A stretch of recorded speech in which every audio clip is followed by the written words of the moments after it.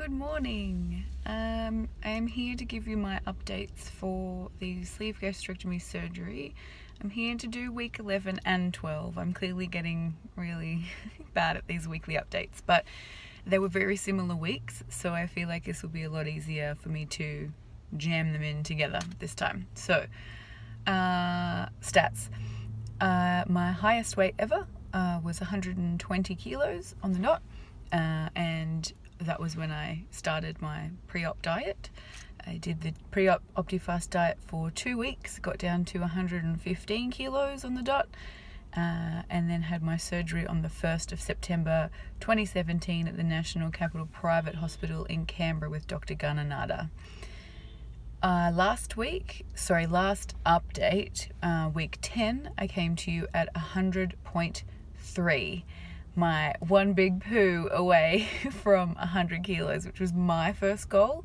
My surgeon says that my goal for him is 90 kilos, but my first goal was breaking 100, as it would be for all of you, I'm sure, too.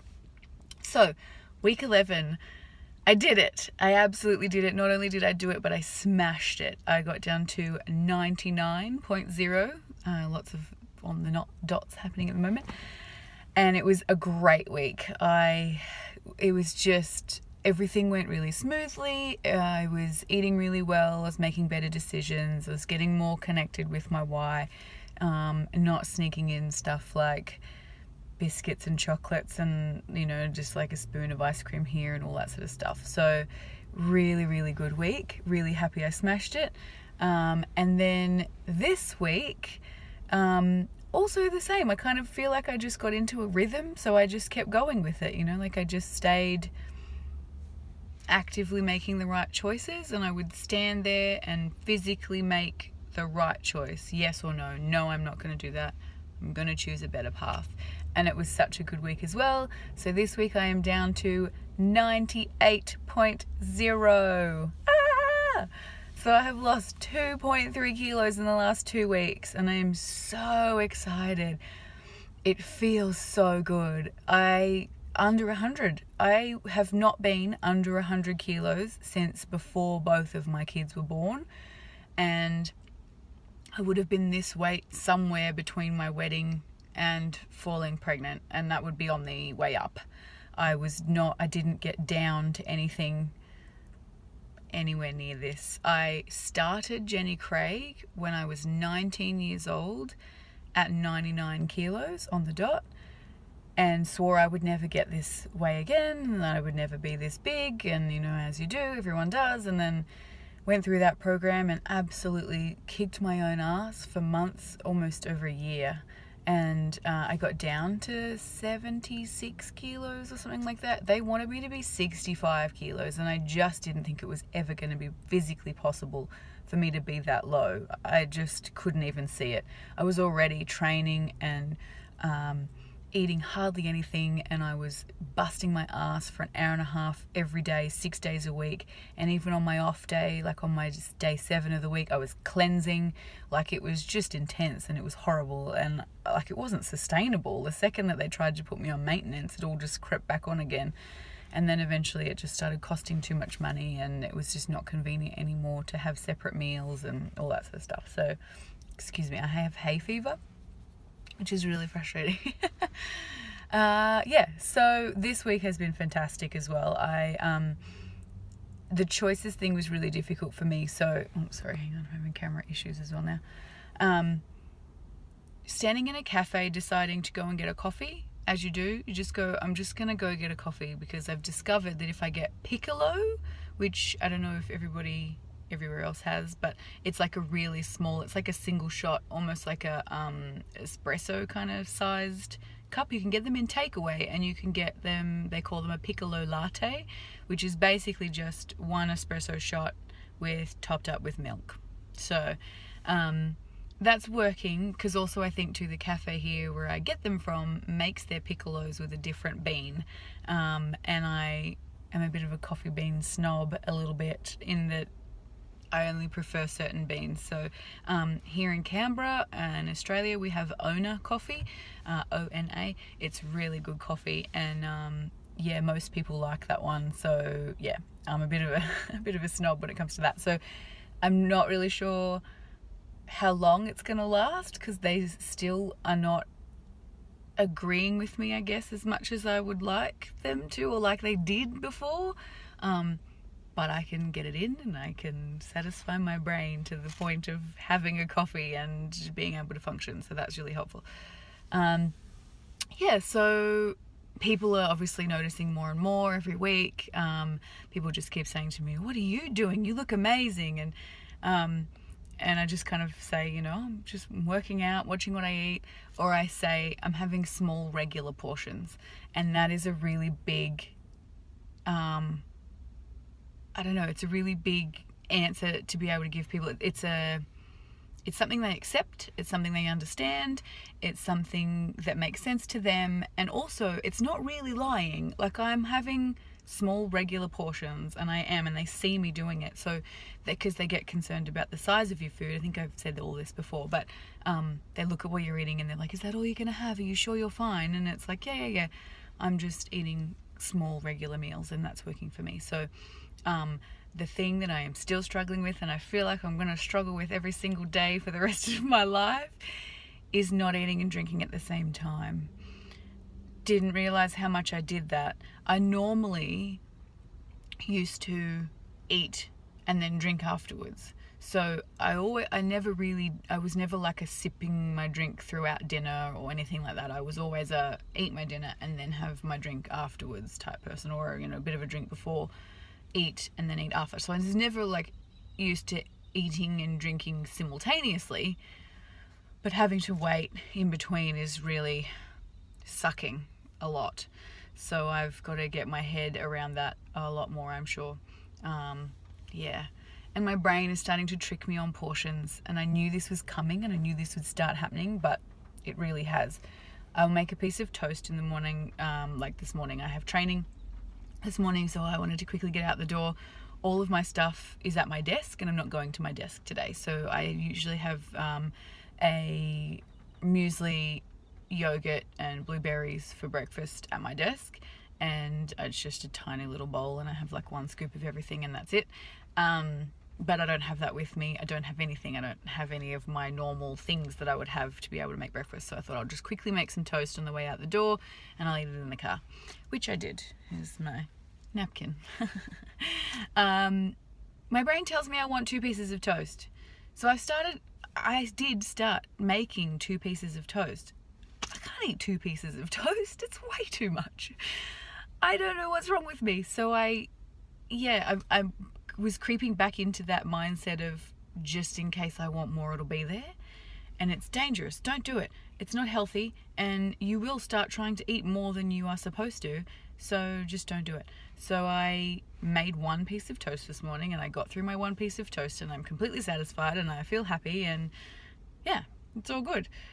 I'm still struggling mentally. I think mentally with that, the visual of the size of the food and feeling like you want more. Like, even if we eat out or something and we'll have maybe, say, Chinese, I have a little bit of fried rice, mostly rice because the rice is better for you, mostly rice, and then a bit of, my kids have stir-fried honey chicken because they don't like the deep fried stuff, which is kind of cool, so I just have a bit of that.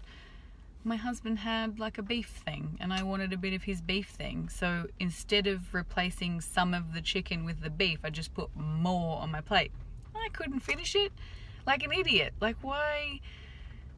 And I just think, who cares? I'm just going to put it on there. I'm doing it anyway, like as if I'm some kind of crusader that's like going against my will.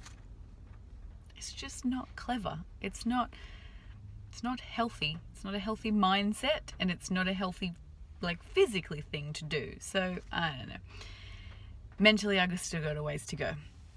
So I'm getting there. But yeah, so, and like cafes and stuff like that, you go for coffee, and I look at the pastry cabinet and I stare at it and I think, I could just get that.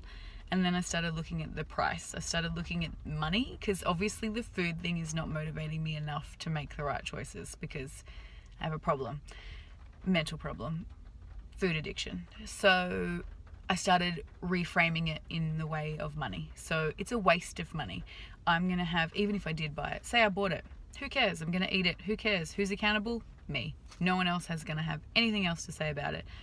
So if I buy a banana bread, or I buy a croissant, or I buy any of that sort of stuff, pastry of some kind, I'm going to have, 2 or 3 bites out of it before it makes me feel ill, or before I'm full and I've just spent $7 or $8 on something that's just going to be thrown in the bin. And that really bothers me. Throwing food away is something that actually really is bothering me. So that actually really helped to reframe my mindset around, yeah, I want it, and yeah, I could have it. Nothing's stopping me from having it, other than the fact that it's money I'd prefer not to waste, and it's food I'd prefer not to waste. So yeah, I don't know if that helps, but it's helped me a lot. So yeah, I'm really excited. So kilo a week I'm very happy with that. Obviously I'm expecting it to slow down at some point, which is not happening right now. So I know I've hit the 3 months in. Well, I've hit 12 weeks. I think 3 months is in about 3 or 4 days. So I'll probably do an extra video for that one if I get myself organized. But my other one thing I just wanted to hit on was hair loss. It has started. So it's not a lot.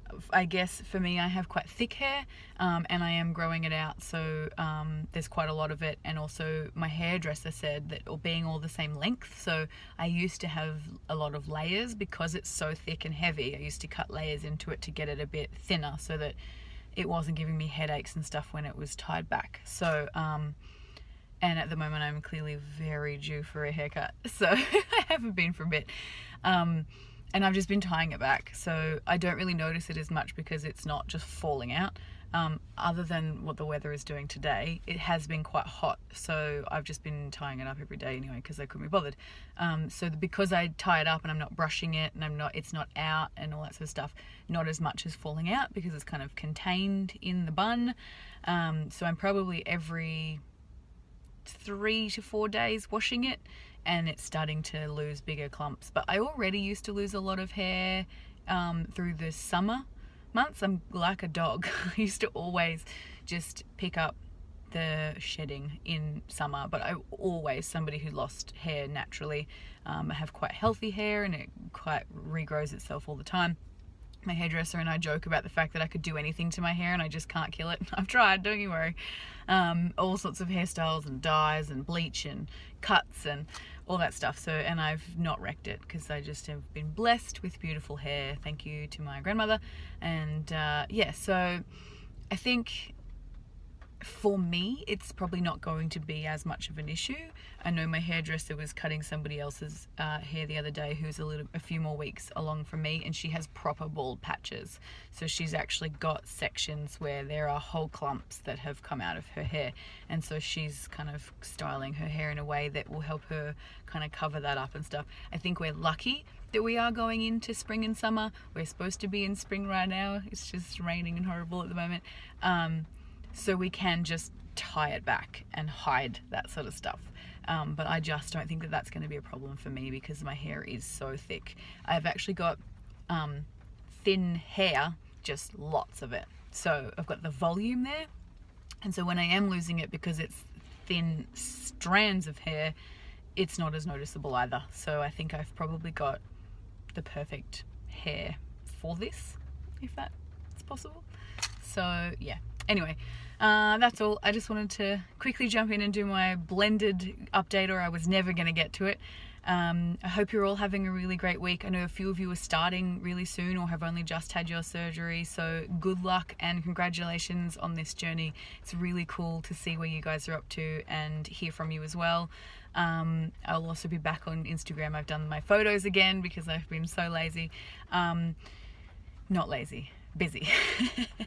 So yeah, it's been really cool. My clothes are fitting crazy. I need to buy new bras. I'm down to probably TMI, down to a 14F, which is really excited for me because I have not been a 14 forever, and I think I was probably a teenager the last time I was a 14, and even then I was a 14E, so I've always been really big.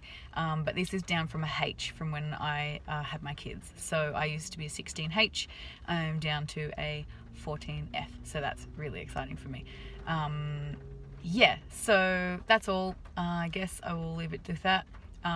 Because my family are watching this as well, I might just post this on Instagram, but My husband and I have a very healthy relationship.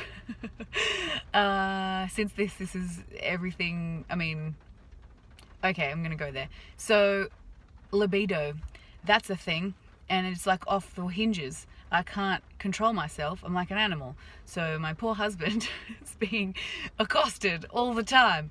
It doesn't turn off. I don't know how to turn it off. So if you've got any tips, help me. Anyway, I'll talk to you all soon. Thanks heaps for sticking around and commenting. Subscribe if you want to keep following. Promise I'll try and be more regular. I'll talk to you soon. Bye.